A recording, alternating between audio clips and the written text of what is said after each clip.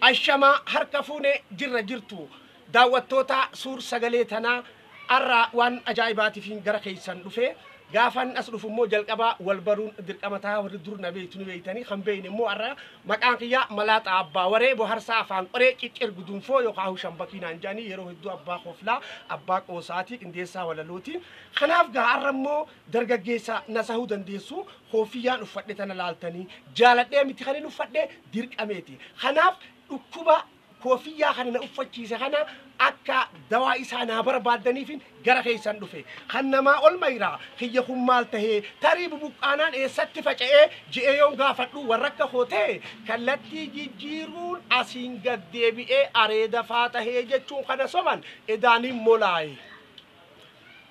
gaadisa keessaan jira akka carraa tahee aduurratti ka'ee odoon achiin bahee ispaaltii waaqayyo ganamaan nafaaye tanarra qubachuun kan balaqqeessa'e xiyyaan ifa aduu ijarra yoo bu'e shishim yaabboleessoo hegereef ayaan taatu as na laaluu feenaan maanzaraa haayyatu